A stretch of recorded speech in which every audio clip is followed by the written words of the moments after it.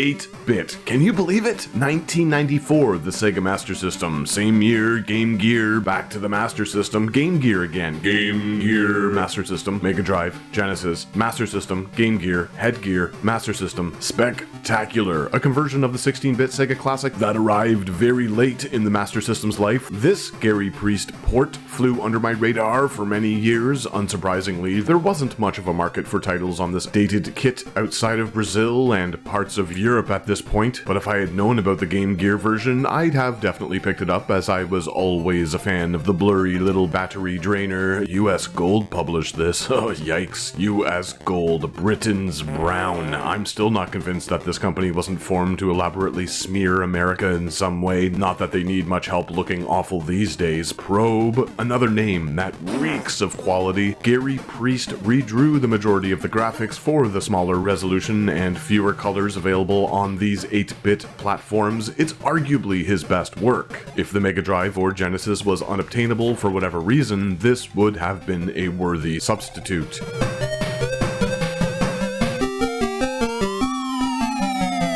Things have been tweaked to service the limited hardware. Braking is no longer attached to an input due to the Master System, and portable device having 2 face buttons instead of 3, hardly an issue, as I rarely, if ever, felt the need to slow down in the original. The overall speed has been decreased, so you really shouldn't feel too overwhelmed. Easing off on the gas does wonders to handle turns on later courses. By round 3, things can get pretty hairy, but everything flows well. Despite these changes, the action still feels fast and fluid. Remarkably, the scaling effects, animations, and scrolling backgrounds are almost as great as they are on the Big Brother alternative, Sorcery. The portable version runs a bit slower, there are some jagged edges, and it can get rather choppy, but none of these minor issues interfere with the gameplay. The full HUD has been slimmed down, a simplified meter has replaced the speedometer impressively, the rear view mirrors are as operational as ever, everything is a bit zoomed in, but this was a common thing for Game Gear ports of Master System conversions. Here it is, the Game Gear, now Ocean's embarrassing Game Boy port. Master System, Game Boy, Game Gear, the Game Boy again, Nintendo, no contest, lazy, inspired, bad, good, jagged. This is what was expected of a portable port in the early to mid 90s, not this. Obviously, it would have been impossible to translate Rob Hubbard's ass-gas filthy flatulence chunk trunk toot tune tones to these smaller machines, but Chrysalis reworks the original soundtrack into something catchy and pleasant. The audio is impressive on both devices. The chunky impact noises, engine effects, all around remarkable because the Master System and Game Gear weren't exactly known for their sound.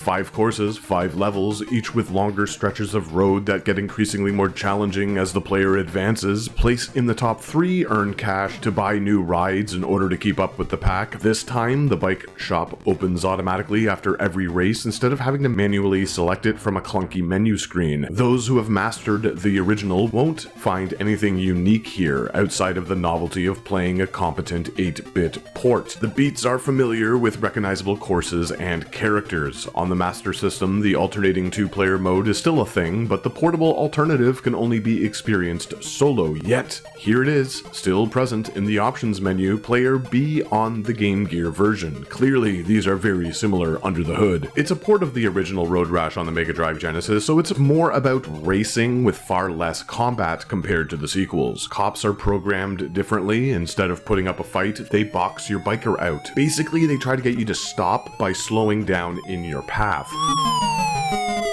Punching, kicking, a club can still be stripped from an opponent, but it's extremely challenging to do so. In the many hours I played these 2 games, I was only able to nab the weapon once. The combat feels relatively floaty, like your hits don't land or affect rivals in a satisfying way. Most of the time I was throwing punches from a distance of about a foot and landing hits. A far cry from the gritty, visceral blows present in the 16-bit original.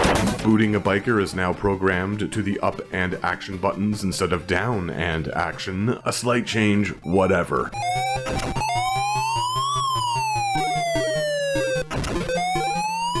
animals are drawn well and stand at a normal size, unlike the Fisher-Price toys present in the Game Boy version. No DeLoreans, but cars are teeny tiny. Slippery tires are represented by some flashy gunk on the wheels, piss puddles everywhere. Someone's gotta control that livestock. Check out these hills. Game Gear, Master System, 8-bit, GGMSED.